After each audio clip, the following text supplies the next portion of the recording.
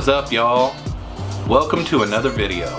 If it's your first time stopping by my channel, I'm Jeffro and this is Jeffro's Fishkeeping.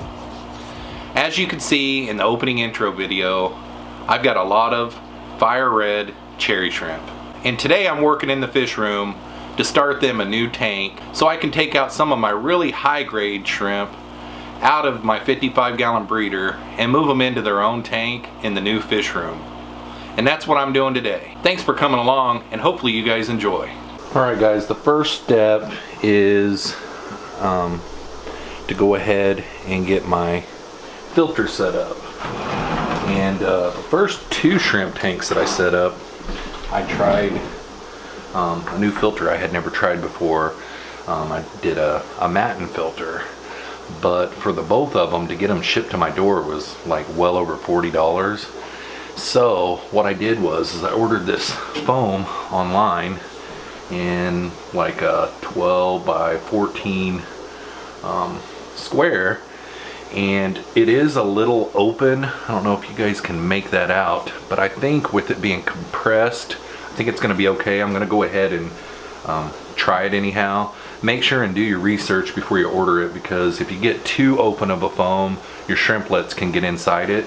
But basically, I've already done the uplift tube. But basically, you cut like a 9 or 10 inch long uplift tube. You drill a hole in the side of it, get you a 90-degree elbow, and then you cut a 45-degree slant in the front of it, and you poke a hole in your matin filter like in the middle, and then you run it through the hole, and then you run a tube down the bottom and out the bottom, hook an air stone to it, and then bring it back up in about 1/4 of an inch or so. And what that does is it sucks, the air bubbles suck the water through the filter, and then it shoots the bubbles out the front. And it's really easy and cheap to make your own at home. I'm going to go ahead right now and put this down inside a 10-gallon aquarium, and then I'm going to take my bread slash meat electric knife and I'm going to zip it across, and that'll get my height. And then I'm going to turn the tank over and I'm going to zip it across, and that will get my width. And I'm going to go ahead and time lapse through this to where I don't bore you guys.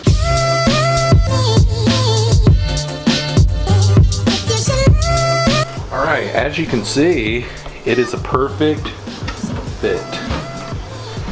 Fits in there height-wise. Sorry about that. Fits in there height-wise perfectly on both sides. Kind of shove down the corners a little bit. And then it fits all the way along the sides and all the way along the bottom perfectly tight. I just used the sides and the bottom of the tank as a guide, and it's exactly the right size. So now I'm going to go ahead and take it out and somehow figure out how to get a hole through it to get my uplift tube through it, and I'll be right back with you guys.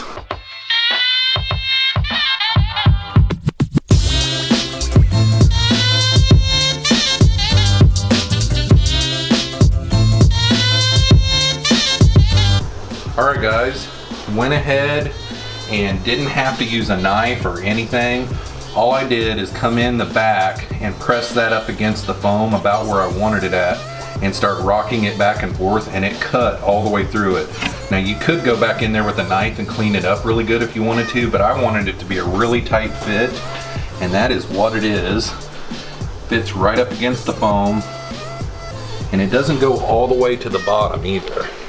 Like, it's up off the bottom, so it won't, the flow won't get cut off. And you want your tube to come into the side. So I drilled my hole in the side. That way it's not coming in the back and then getting clamped off whenever you pull the tube up. And now all I got left to do is to empty out this tank, get these sponge filters out of here, get my matin filter in there, get the water out, and start getting it ready.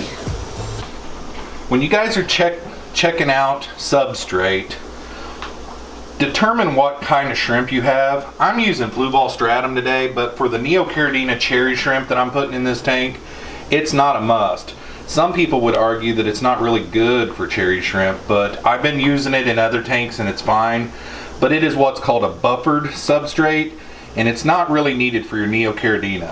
I am going to opt to put some sand in the bottom first and then the flue ball over the top. And the reason why I'm going to do that is I want it to be thick, because I want to be able to get down here and get a level shot of my shrimp. So I want the substrate to be up a little bit so I can get a level shot of my shrimp. These tanks are really hard to film, and that's what I'm shooting for here. So I'm going to put some sand. I'm going to drain the tank, get the filters out, get the plants out, put some sand. I'm going to time lapse through it.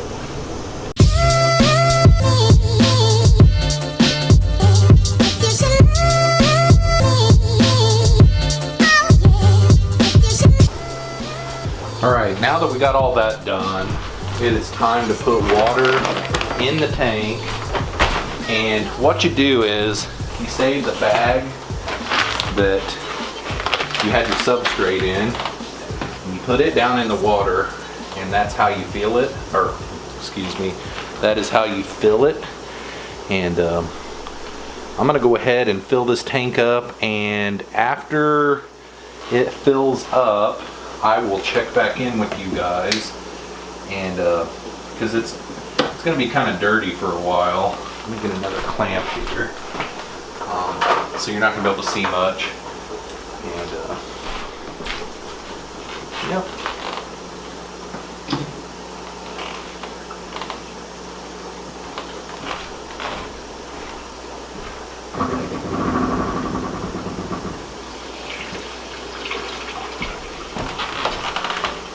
There we go.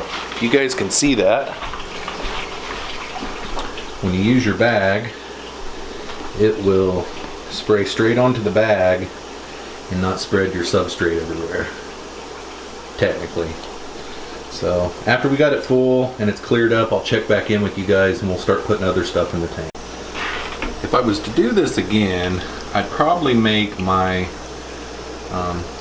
outlet a little higher. As you can see, the water level's getting up to where the bubbles are starting to come out. It's a little low. The others are a little higher. It's still going to work, but it sure would have been nice to have had it a little higher.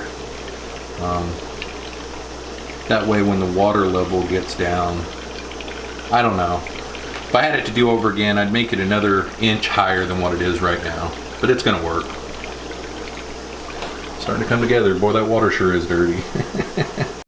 I'm not sure why, but I've got the water level all the way up. It could be maybe because the foam is not as closed as the foam on these other ones are. So the suction is harder to suck on these, so therefore it makes more uniform bubbles.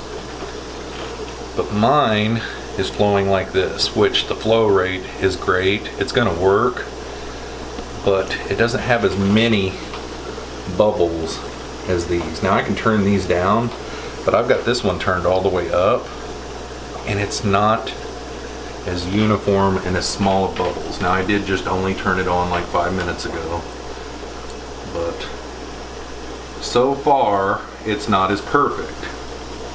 Now, if I had this to do over again, I would do a little more research on my foam. You know, I thought that I was ordering the right foam, but ended up with this.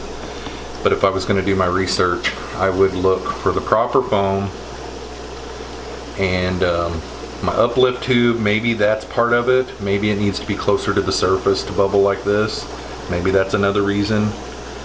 But yeah, this video is turning into a how to not do it. I'll check back in with you guys when I'm ready to put some more stuff in this cloudy tank. What is up, y'all? I'm gonna go ahead and speed things up a little bit. I grabbed this little hang on the back filter here. I'm gonna pop some filter floss in here below my ceramic biomedia, and I'm gonna speed the clearing up process here. It's just taking way too long, so we're going to go ahead and hype it up a little bit and go from there.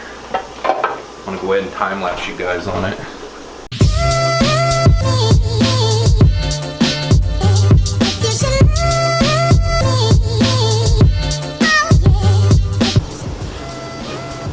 Alright y'all, time to put some finishing touches on.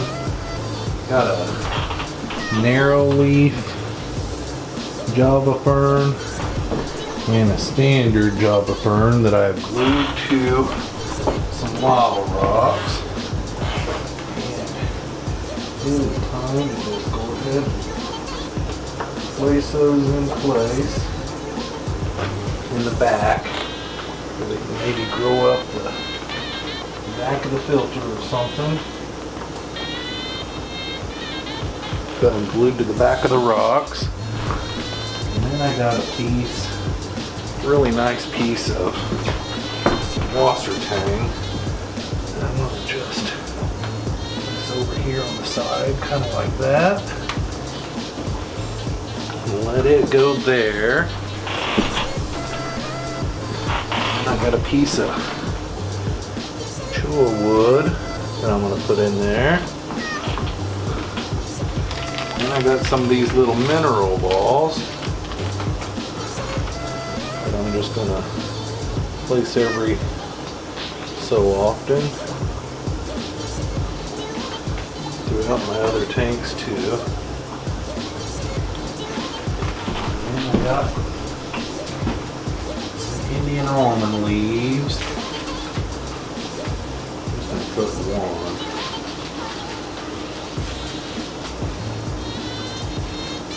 It'll float for a while before it sinks, and then after it sinks, I like to put the cholla wood on it. The cholla wood kind of breaks down like the almond leaves do. Yeah.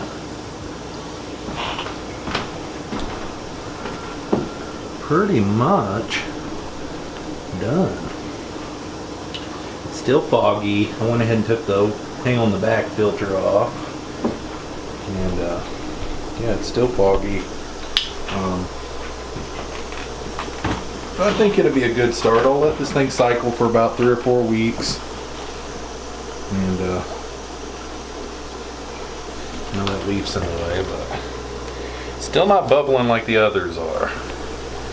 I don't know what that's all about.